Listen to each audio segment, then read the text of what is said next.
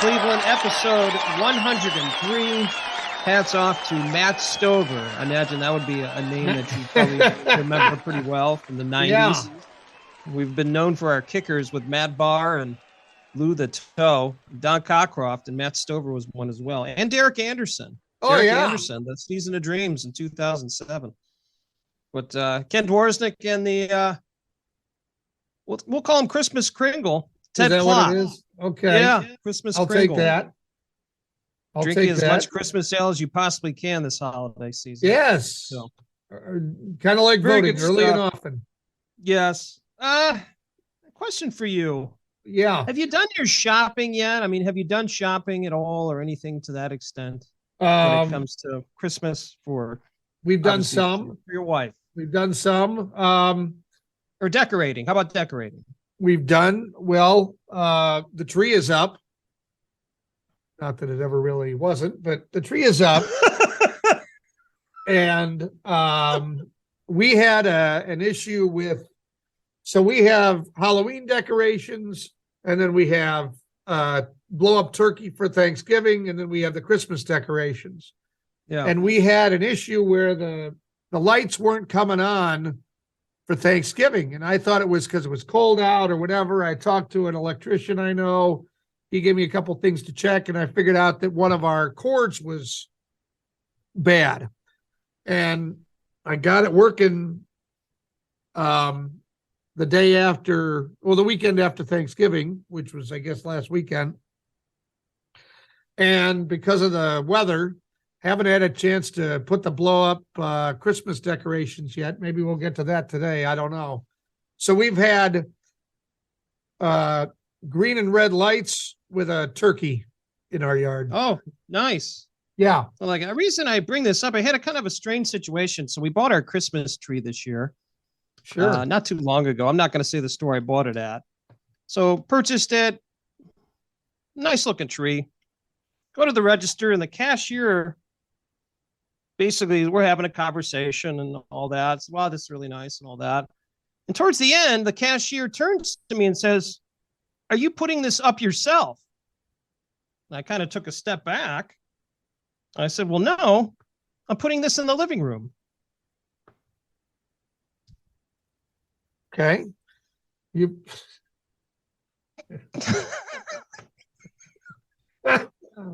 Well, what was the cashier's reaction to that one? There you go.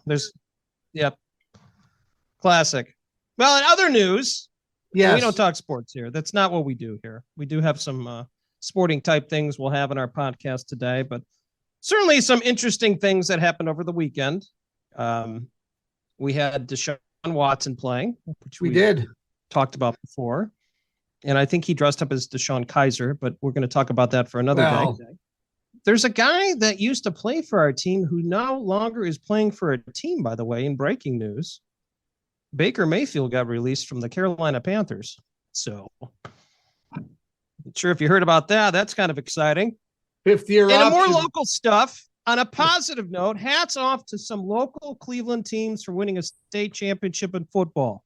Yes. That would be our rivals, the St. Edward Eagles, which, once again, a lot of respect. And specifically want to congratulate in their first state championship in football, Glenville High School with Coach Ginn. Congrats to them. If you've not been on social media to see his interviews after the game, if you don't get a tear in your eye watching that interview, I'm not sure if you really like sports. It is really impressive. You could see the emotion, how excited he was. It's been a long time. Congrats to them. I wanted to make sure we talked about those things for those teams. Certainly St. Ed's, but specifically Glenville High School. Yeah. What a great story. Coach Ginn, I mean, that guy's a legend. Absolute legend. No. Does anybody do more for the community? There's a lot of people that do great things for the community, and he's one of them. I don't want to say he does more than anybody else, but I don't know that he does any less than whoever does the most. I'll say that. He's unreal. Yeah. I know he's been on some other podcasts and things like that. I've heard different interviews. Just a very Very good man who does a lot for kids, and he's got their best interest. And yeah, hats off to them. So wanted to make sure we mention that. Tim, what other things do we have going on our podcast today? We have anything exciting or fun? Oh yeah, yeah. It's two middle-aged men in Cleveland, baby. Yeah, we have a really old cat that gets some recognition. We have a White House press secretary mispronouncing a famous name. We have New York City with a new and unique job. They're looking to fill that. We've got that. We've got Forecast Roulette. I feel like I've heard that Forecast Roulette before, but I don't know. Maybe I don't know. And then we've got Cleveland sports history. That and more coming up. And now, a woman's perspective. Why are all jokes about women one-liners? So men can understand them. This has been a woman's perspective.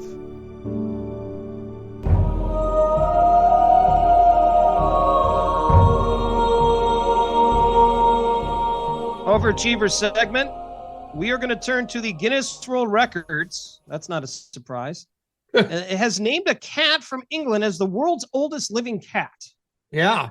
Flossie, that's what I would name an older cat, was born on December 29th, 1995. My God. That means she will turn 27 later this month. Flossie now lives at a welfare charity. She is said to be in good health despite being poorly sighted and deaf. How about that? So the cat's old enough to drink. For a cat.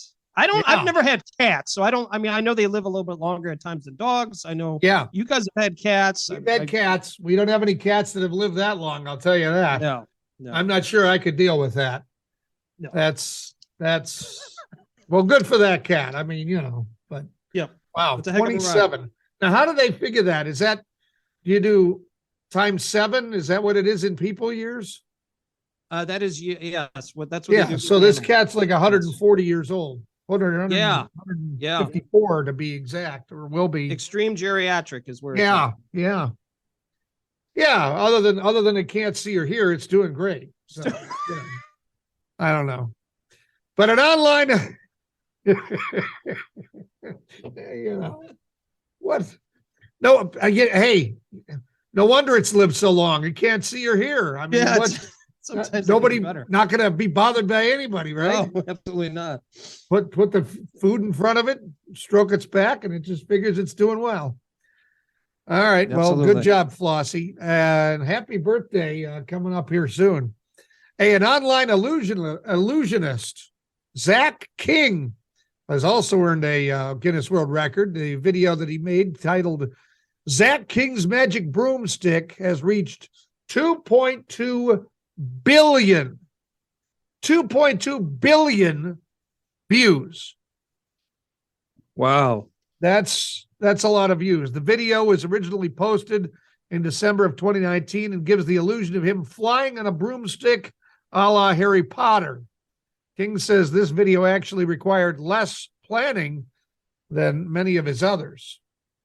Are you familiar with all with Zach King? I don't know. It's the first time I've ever heard his name. Yeah, I know Harry Potter. My kids know who he is. Oh yeah, that's cool. They're all about his videos are about messing with image perspective is the best way to understand it. That's cool. And this, I'll have to check that out. I know nobody can see me, but yet I'm making hand motions. It's a podcast. It looks good what you're doing, by the way. I'm impressed. Looks like you're trying to play man-to-man defense or something. Yes, that's something like that. Yep. Those are some overachievers.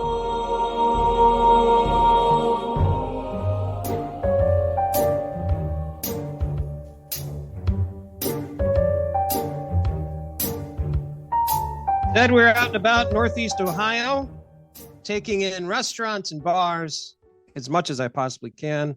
2 weeks ago, I didn't have a lot for you. I actually have a lot this week. So you and I went on a little beer crawl on Saturday. We actually went to Cuyahoga Falls. When's the last time you've been in Cuyahoga Falls? Not far from Akron. Well, to stop or just passing through it? Whatever. Anything. Have you been there? Do you know where it's at? Yeah, I know that's where Blossom is, amongst other things. Yeah, not far. It's correct. Nice. It's a cute town. That's the reason Yeah. I bring this up, and we're having this conversation. Yeah. So Isn't they there have a restaurant there? Or is that in Richfield? Whitey's, the old that's in burger? Richfield, correct? Richfield, yeah, that's okay. Richfield, which is a great place, by the way. Yeah, I would highly recommend that. Okay. Great burgers. Went to Cuyahoga Falls, and we did a little bit of a brewery hop. So we went to, let's see, Missing Mountain Brewery, Hi Ho Brewing, which seems very fitting for the Christmas season. MacArthur's Brew House. We also went to the Sharon Hotel, and they had some specials. And then one of the highlights for us was a place called the Tiki Underground, which actually moved locations. It was at one point in time in Hudson, and now it's in Cuyahoga Falls. And it's kind of decorated very nice for the holiday season with a bunch of different bulbs and all that and color. And it was cool. Very nice. Now, I don't know if you know this or not, but there are a lot of different bars in Northeast Ohio that are really taking on the holiday season, where they're decorating the bar, and it's made it, call it what you want, holiday bar, Christmas bar, whatever you want to call it. We went to one as well earlier in the week, place you probably know well, around the corner in Lakewood. Oh, been there a my couple times and then some. So they have two parts of their bar, their main bar area, which they open up for the weekends, and then they have like this holiday area, which is really cool. It's nicely decorated, and they have special different holiday drinks and all that. I highly recommend that. And we actually made a visit once again to Whole Foods in Rocky River, where they actually have not food again, but they opened their bar back up, and that's been one of our favorite places for a long time. So that has been our out and about. I once again will take the baton and hand it to you, Mr. Klopp. And what out about do you have for us? Well, Monsters games? No Monsters game recently, but the Cleveland Suburban Hockey League took us to Fremont this past weekend. Oh, I'm going to say that again. The Cleveland Suburban Hockey League. We went to Fremont. Expand. Not complaining, but I just, I don't list Fremont in the, why not call it the Northeast Ohio Hockey League or Northern Ohio Hockey League? Whatever. So you went on location in Fremont. Did you take anything in Fremont? My son got an icy. Nice. Yeah. Did you have to stop at the gas station again, or did you get it at the concession stand? There was we went to the gas station. Yeah. Okay, fair enough. Rink at Fremont only has 3 walls, so you're kind of outside. It's a little cold. Oh, that's another rink. Isn't there another rink that's like that too? That's not the outdoor. Elyria and Fremont are the top vote getters for best rink with 3 walls. 3 walls. Yeah. Interesting. So we were there on Saturday, and then I spent my Sunday at the fine Thornton Park in Shaker Heights from 7 a.m. till 2 p.m. watching not 1, not 2, not 3, not 4, but 5 hockey games that my kids played in some way, shape, or form. So, yeah, we took in our share of hockey. Yeah. Did you and we during your we went to the varsity hockey game for Shaker on Friday night because my son won the opportunity to skate out with the team. So my out and about would be that the popcorn at Shaker Heights is top notch. Oh, I bet it is. Had some of it. It is really good. Good. Oh, that's good to hear. That's good to hear. People can also hear your vocal tones at some of these games as well. Can they not? Aren't you doing some announcing as a volunteer? I am the PA announcer for, pretty much any game one of my kids plays in. I take the microphone and do the PA announcing. So, yes. Look at you. Yes. Man for others. That's great stuff. Yeah. That's great stuff. We played some holiday music this weekend. What was the top tune? I played The Grinch 3 or 4 times. Nice. Played I Want a Hippopotamus for Christmas as well. Yep. Those were my top selections. Very nice. They replaced my favorite Neil Diamond song that we play between periods, try to get everybody to sing along. But yeah. Oh, very nice. Look at you. Oh yeah. We got it all. Some good volunteer work. Yep. Well, Ted, we're out and about and enjoying it.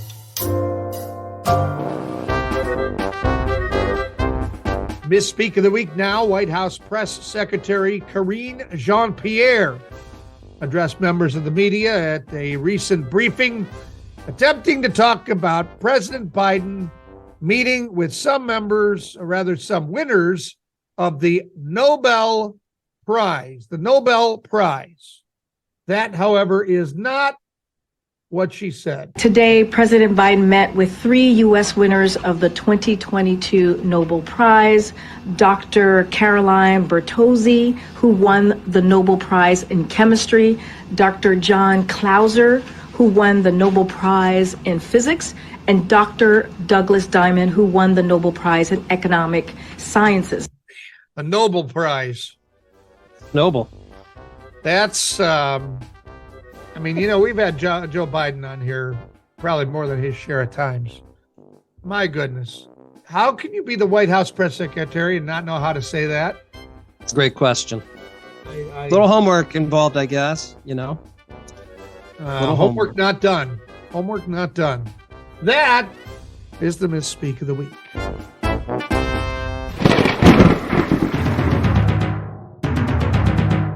Forecast Roulette with the official meteorologist of 2 middle-aged men in Cleveland. Fox 8's Scott Sable. Time for Forecast Roulette with the official weather forecaster for 2 middle-aged men in Cleveland, Scott Sable. Scott, winter is approaching. Any thoughts on what we're going to see this winter? I know, how many times have you been, at mass or at the store? So, Scott, what are we going to see with the weather? I mean, how many times do you get that question? Well, usually I get it, but it's not in that breathy tone, which might be actually a welcome change. But if I get it in a breathy tone, well, never mind. But yeah, I mean, everyone's asking now. We should have a podcast episode just on that. Yeah. But let's just say this winter won't be like last winter in a lot of ways. Is that a good thing or a bad thing? If you don't like snow, it's a bad thing. Okay. Oh, okay. Interesting. Yeah, I think because last winter, you remember, we didn't have much snow at all in November and December. Right. I mean, November last winter was wet. It was cool. We had a couple little itty bitty snows, and then December was off the charts warm for a variety of reasons I won't get into here. And then it was around like Christmas time, we were watching some variables, and we're like, oh boy, the switch is going to flip here in a couple weeks. And man, did it. Remember the big snow we had around MLK weekend? Yeah. And that kind of set the stage for all the snow that we had from then on out. It was still a season last year with slightly below normal snowfall, but consider like 90% of that snow occurred from like January 15th through the end of the month. So imagine if December wasn't as warm, we would have been well above normal last winter. So this winter, the way it's shaping up now, we're going to have above normal snowfall. It might end up being the first time with above normal snowfall in 8 years. So Ted loves a lot of snow, so he'll be very excited. Yeah. He does. He loves to shovel and snow blow. That's some of his favorite things, actually. really, Yeah. I like burnt toast too. So Yep. take that Sounds with a about grain right. of salt. Well, should we spin the wheel, gentlemen? let's Get go. this for it. done. I think you should spin it this time. I'll spin it this time. Okay. Here we go. 3, 2, 1. Must be getting stronger. Did I make any noise that time when I spun it? That's pretty good. Been working out a little bit. Still look obese, but that's okay. All right, slowing down here. Jeez, another local one. Lakewood, Ohio. Wow, I think this is the most local one we've ever had in this. Usually we get like Forecast. Lakewood, Narsarsuaq, Ohio, or doing on the wheel. I don't we get know, but it's we on get there. Reykjavik or something like that. But everything is right here in like the Great Lakes. Well, or Scott, northern- I think we gonna kind of say that Ken Dworsnik is from there or some other. No, I'm celebrity? Parma through and through. You know I'm this. sorry, I'm still okay, wearing no. white socks and the whole 9 Okay. yards. And I'm wearing an All right. affliction shirt while we're doing this podcast. So yeah, I'm Parma through and through. Scott, I think we have an idea what the forecast is going to be in Lakewood, but anybody that comes to mind when you think of Lakewood, Ohio? And let's see. I know my parents used to live there back in the early 70s. I Oh, no was born kidding. there Wow. before I moved out to Hudson when I was 3. Yeah. Let's see. Somebody. Oh, you know who I think still lives there. Legendary sports guy Danny Coughlin. We know my. Danny. Oh gosh, yes. Yes. I mean, he knows more about Cleveland sport. He's forgotten more about Cleveland sports than all three of us will remember in our lifetime. Oh my gosh. And he's still towing the line, right, Scott? I mean, he's still coming in and doing Friday Night Football now, Oh no, correct? yeah, absolutely. So every Friday he comes in, he goes out and covers high school football. I mean, he's 84. God bless him though. He still gets out there, and he knows. I mean, he's been in TV for years. He's retired, but he comes in and does that every Friday. I guess it's a blessing to have him on. Yeah. That is just great. Ted, did you have any workings with Dan with your time at TAN at all? I mean, aside from a casual hello, how you doing? I mean, John Tellich would say hello to me, and Dan would be with him, and we'd say hello. But no, I didn't know him. I didn't know him enough to have any notable or memorable conversation. Unfortunately, because you talk about a guy that has some stories. Oh my goodness. Well, Scott, I know you had the opportunity to have him on your podcast, and obviously we've heard a lot of stories. He's written a lot of books. Give us the best Dan Coughlin story, either one that you've heard from him or one that you've experienced with him being in the obviously at the station. I think the best story, and they're all in his books. And by the way, he's writing another book, he said. Is he really? Oh, that's awesome. He's writing his 5th book. I read them all. They're awesome. They're fantastic. I think one of the best stories is when he was maybe 27. It would have been like mid-late 60s. And there was something going on with, I want to say it was like Valley Forge, one of the schools out in Parma, one of the high schools. And something was going on with the football team.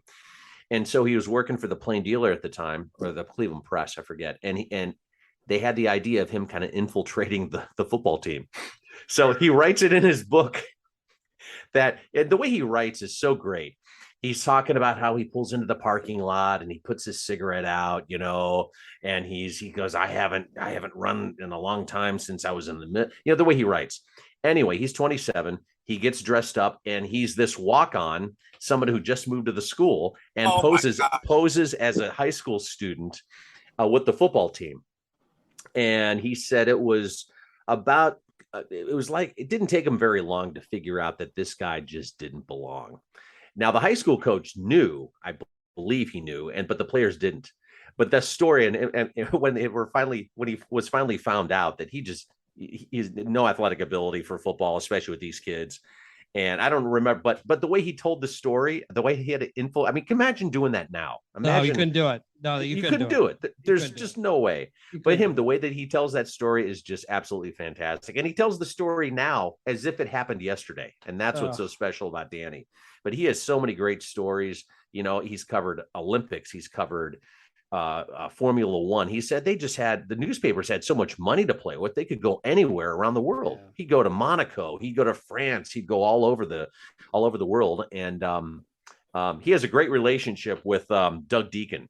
And so there's a lot of great stories. They would kind of go back and forth in the papers back in the late 70s when Doug, when you could probably, how shall I say, get away with a lot of things that you can't get away with now, but they're good friends now. But yeah, Danny's a great guy. We had him on the podcast. He talked for 2 hours. Oh my gosh. And I told my brother, I said, this is going to be a 2-parter because he's going to keep going. And for a guy who's 84, he just kept going. And we did it. We recorded it at Gunzelman's, which is a bar in. That's awesome. Oh my God. He goes, Scotty, let's go record it at Gunzelman's. I do all my podcasting there. I go, wait a minute, you do podcasts all the time? What's the deal? We walk in there and we're like, where's Danny? And we turn the corner and he's holding court with like 8 guys at a table. Yep. He's standing up and he's real, how he uses his hands to talk. And they're talking about whatever it is that they're talking about. So we go set up our equipment. He comes over and he records with us for an hour and a half, 2 hours. Right when we're done, he keeps telling stories that he can't really say on a microphone. And then we get up, pack our stuff, and then he goes back and holds court like he didn't miss a beat. My gosh, it was on the amount of energy he has. It's just, I'll take what he's having. So great. Well, Scott, you started the interview with, so Dan, how you doing? And then 90 minutes later, You said, Yep. okay, Dad, well, thanks for joining us. That's exactly what it was. We had That's a few crazy. people that we go, all right, Danny, tell us your and we had like a list of like 8 people. We wanted to get, all right, what's the first word that comes to mind when you hear of, Art Modell? Boom, and then he goes. Or Ted Stepien from the Cavs days, or whatever. We'll give him, and and he just took off and he ran with it. It was fantastic. That is so good. Well, Scott, we're running out of time here. Yes. Wanted to thank you so much for your time on our podcast. And luckily, Ted didn't rip anybody this time, which is good. So, Which is always good. Absolutely. You don't want to burn too many bridges. no. Well, I've just run out of matches. Forecast Roulette with the official meteorologist of 2 middle-aged men in Cleveland. Fox 8's Scott Sable.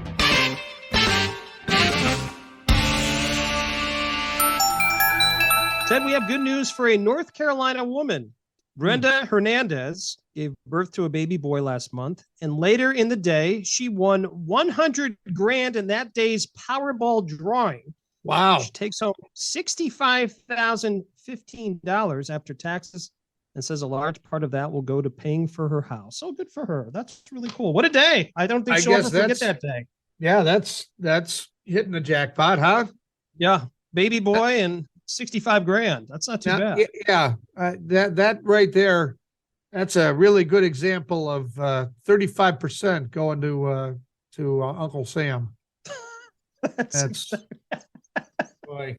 Thank you. Congrats on your win. Let me give me some of that money. Thank you. Yep, there it is. Good news. Cleveland! This is for you!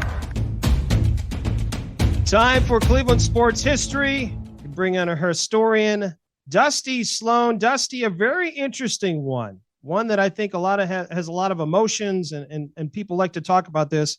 It's when the NFL in 1949 merged with the AAFC, which means the Cleveland Browns, the San Francisco 49ers, and Baltimore Colts joined the league, and other teams in New York and Los Angeles merged with existing units. Talk a little bit about this time and talk about this merger with the Browns coming into this new league. Well, it's a very interesting time when you talk about professional football in the 40s.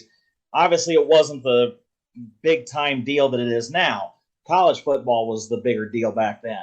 So you obviously had the NFL, who was established, had been around for 20, 30 years at that point, and you had the AAFC, which started in 1946, and had teams like the Cleveland Browns, obviously, the Chicago Rockets, the 49ers, the Miami Seahawks, if people have heard that. That's not the Seattle Seahawks, that's the Miami Seahawks, and the football version of the New York Yankees, which you never will see anymore because of trademarks and stuff like that. But the AAFC played for 4 years, 46 to 49. The Browns won all 4 championships.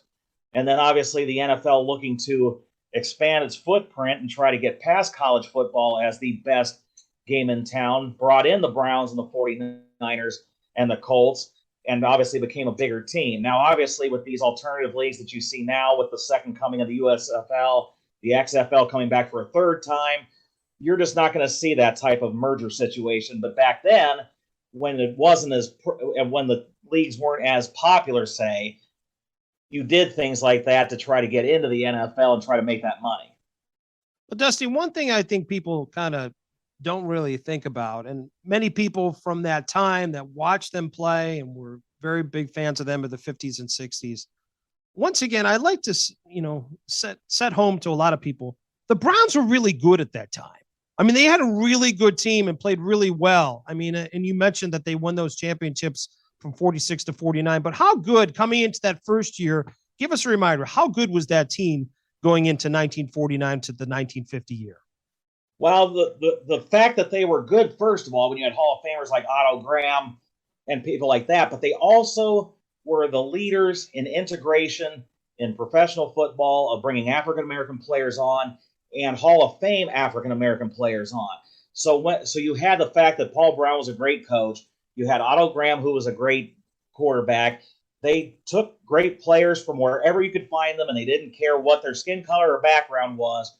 And you take that team that won 4 in a row in the AFC, go in the NFL, and they kept winning championships despite the fact that the NFL higher-ups thought that they weren't good enough to do that. Well, they found out right away in 1950 they were good enough, and obviously the rest is history. But yeah, the AFC, hard to say how good the league was as a whole because obviously there's very little video from that time. All you really have is statistics, and even that's not great. But obviously the Cleveland Browns were really good back then and good enough to translate those championships into the bigger league. No, that's certainly it. And I think this kind of set the mark for where things are today with, you had these teams coming in and then you just had the building from there. I mean, my gosh, you have 32 teams now. I mean, it's unbelievable. Certainly the conglomerate it's turned into. Dusty, any final thoughts on this merger with maybe even some of these other teams? San Francisco at the time, I mean, I don't think they were that great, were they? I know the Colts were, but with San Francisco, were they? Obviously you think of them with the Joe Montana times, but I don't think they were that good in 1949 or 1950. Is that correct?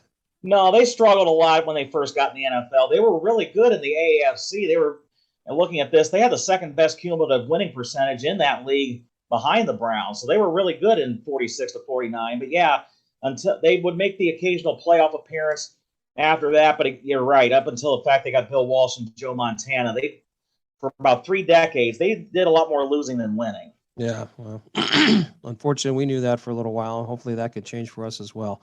Well, Dusty, outstanding work with this history as we look back to 1949 with the NFL merger of the AFC, where the Browns, 49ers, and Colts joined the new league. Dusty, as always, thanks for the history lesson. We always appreciate your time.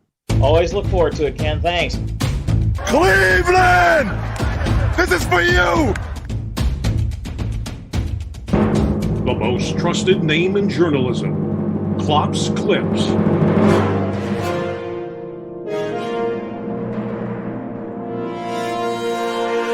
Yes, Ken, here we go. A New York City job has been created, a new one. Last Wednesday, they posted the position.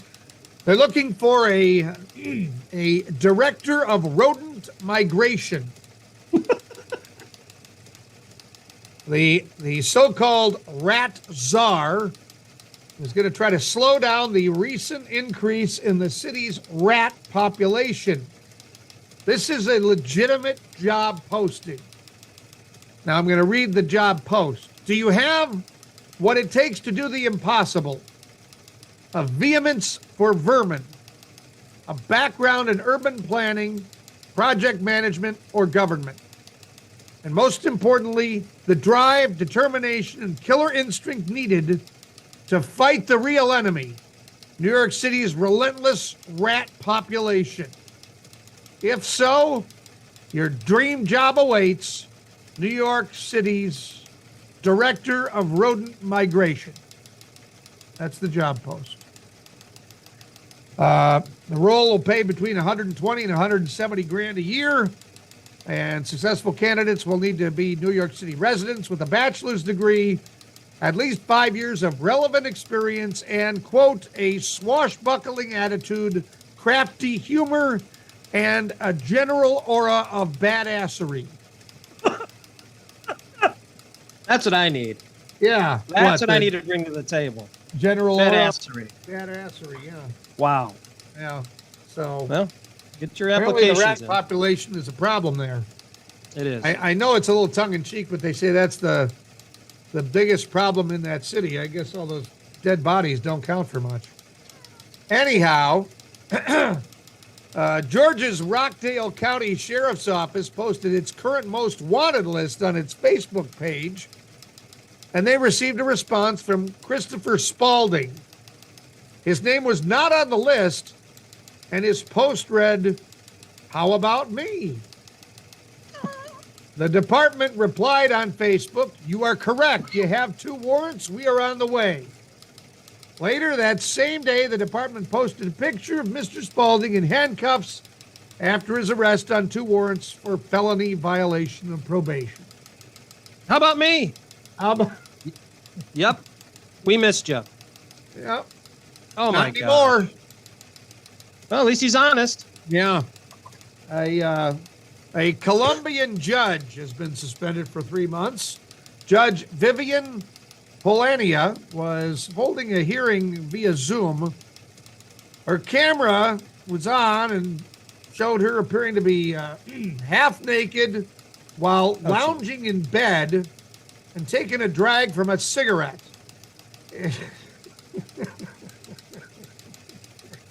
Okay. Eventually, Judge? excuse me. Eventually, a prosecutor informed her that her camera was on, so she immediately turned it off and continued with the hearing. So she's having a lung dart, Yeah, half naked, yeah, doing her job in bed. Okay. Yep. Thank you, Judge. yeah. Hear ye, Wow. hear ye. Yep, that's it. Now, in sports, Ken, how about those Brownies? Back-to-back wins? And up next, our southern rival, the Cincinnati Bengals, who just knocked off the Chiefs and are now 8-4. Now, just for us here on Two Middle-Aged Men in Cleveland, I have an exclusive interview with an unnamed Browns spokesman. Unnamed Browns spokesman right here. So, we're joined by said spokesman right now. Mr. Spokesman, how about that victory on Sunday? Yeah, well, we're on to Cincinnati. Okay, but Interesting. that was impressive. What about Deshaun Watson? What'd you think of him playing after his suspension? We're on to Cincinnati.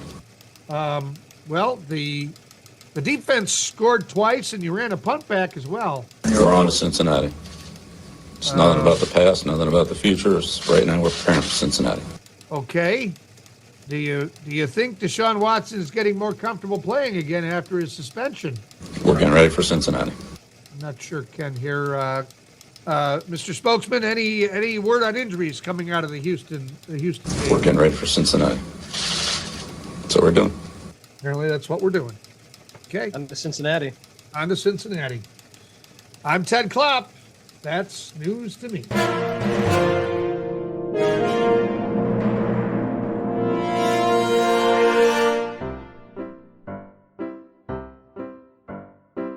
Oh no, not a dad joke. What do you get when you cross a snowman and a vampire? Snowman and vampire. Not sure. Frostbite. Why was Santa's helper depressed and sad? Oh, I don't know. He had low self-esteem. That joke was horrible. Coming up on the end of episode number 103, and Christmas is nearly here, Ken. We have about 2.5 weeks to go. You asked me how the decorating was going in my house. How's the decorating at your house? We're nearly fully decorated.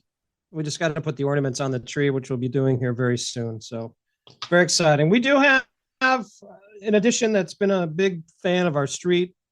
We do have the leg lamp that's in our window. Oh, So, yeah. The electric sex is back. So now, is it a live tree or a fake tree? no, we went with the fake tree. We used to have live at one point in time, and then I don't know. Always concerned we're going to burn the house down. Not trying to be funny or anything. That's always the concern. That's a legitimate concern. So we've gone artificial. So, but it's nice. We got it a couple years ago now. It's just like second or third year, and I will say it's pretty easy to put up. 3 sections, put it together.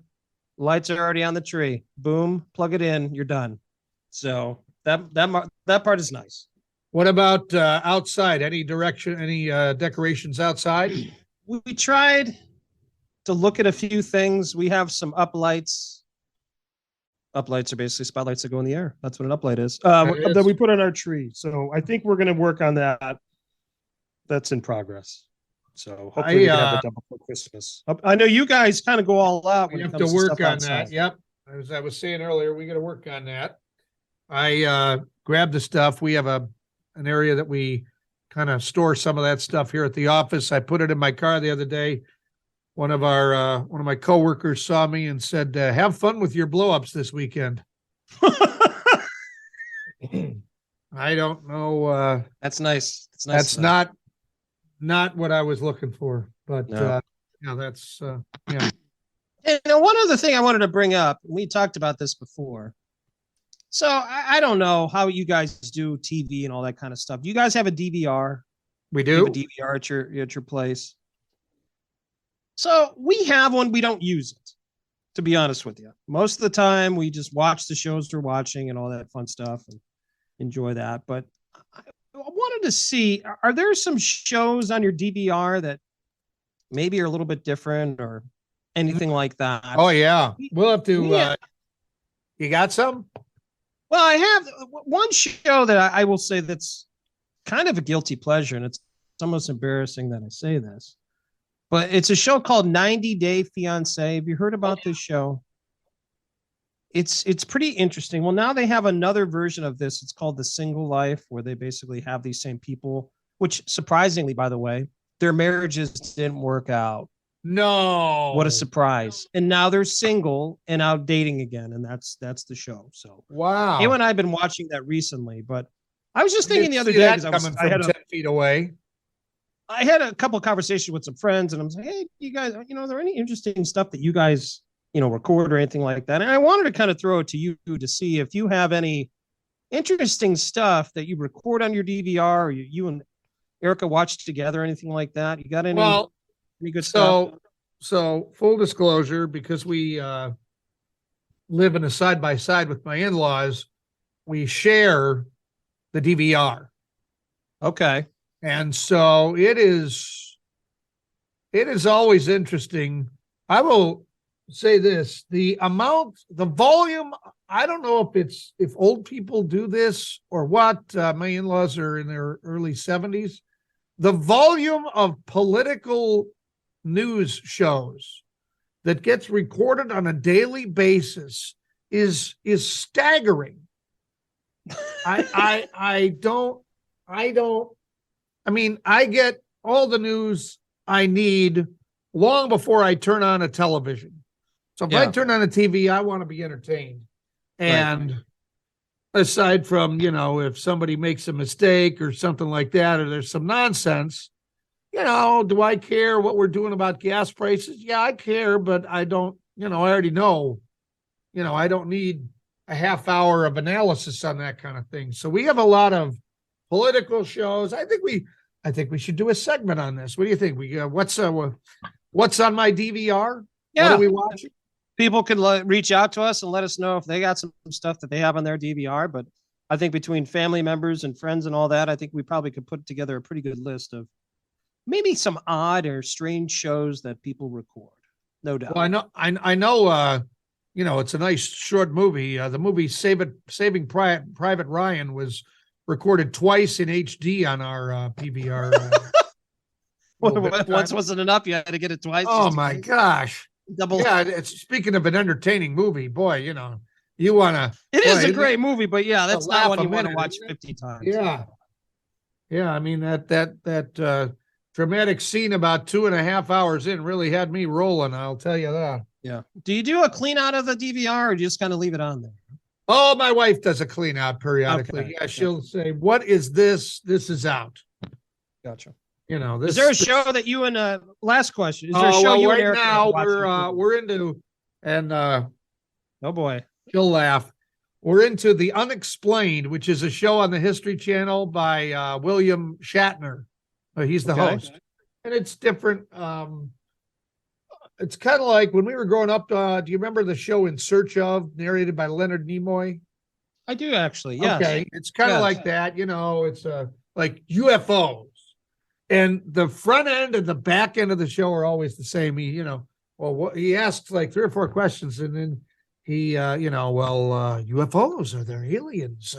Have people come from other planets to investigate us? And then there's a pause, and he says, well, that is what we will try and find out.